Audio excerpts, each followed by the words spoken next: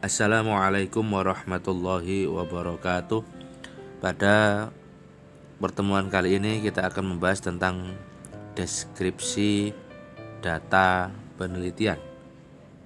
Seperti yang kita ketahui bersama, yang dimaksud dengan deskripsi adalah menggambarkan. Berarti judulnya adalah menggambarkan data penelitian.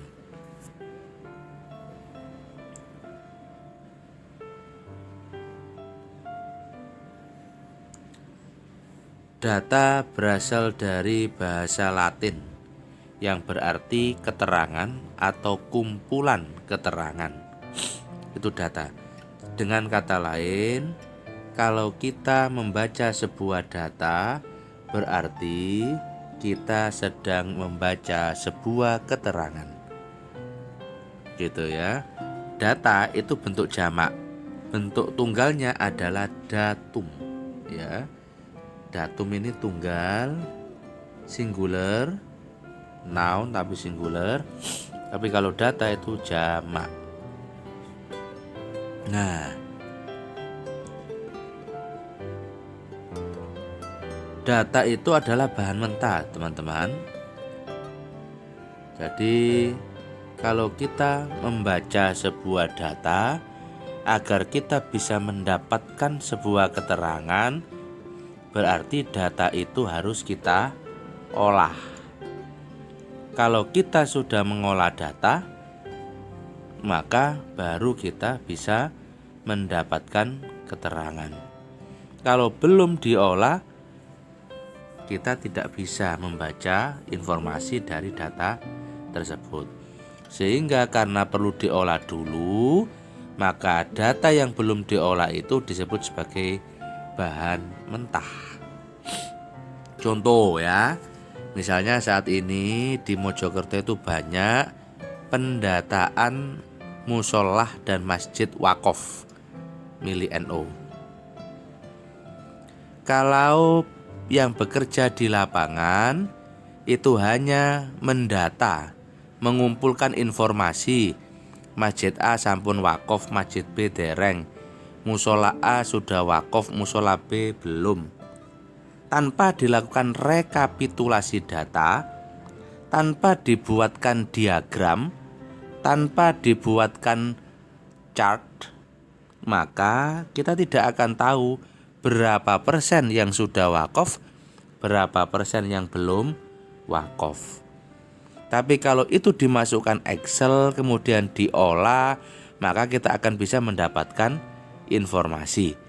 Kita akan bisa mendapatkan keterangan. Begitu.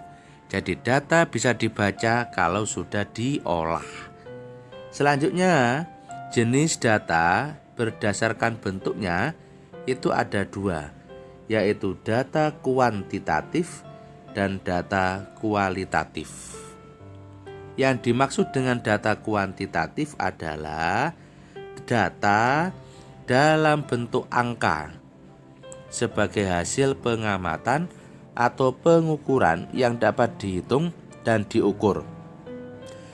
Misalnya, kalau kita ingin mendapatkan data berat badan siswa kelas 5, maka otomatis di situ akan ada Paijo berat badannya 15, Udin berat badannya 13, dan lain sebagainya. Itulah data-data yang dalam bentuk angka-angka itu kita sebut sebagai data kuantitatif. Selanjutnya ada data kualitatif. Apa itu data kualitatif? Data kualitatif adalah data yang berupa kata-kata bersifat narasi. Itu berarti data kualitatif. Selanjutnya, jenis data berdasarkan sumber pengambilannya. Ada data primer, ada data sekunder. Data primer atau data baru adalah data yang terkait langsung dengan rumusan masalah. Jadi terkadang itu ada data yang tidak ada kaitannya dengan rumusan masalah. Data itu harus terbuka dan sesuai dengan rumusan masalah.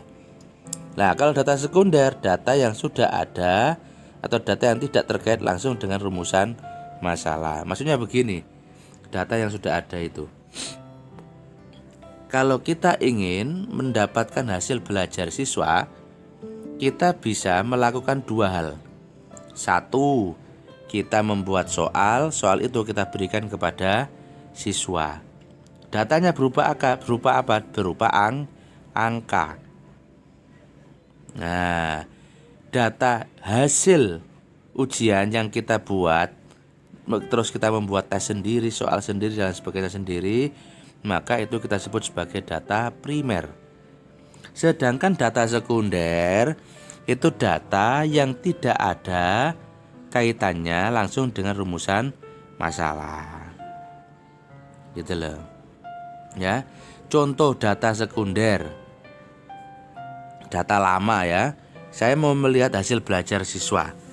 Nah, saya malas membuat soal. Akhirnya saya pinjam data dari sekolahan.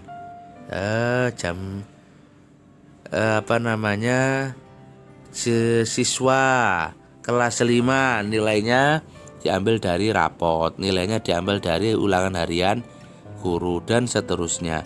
Itu kita sebut sebagai data sekunder karena tesnya tidak dibuat oleh kita gitu.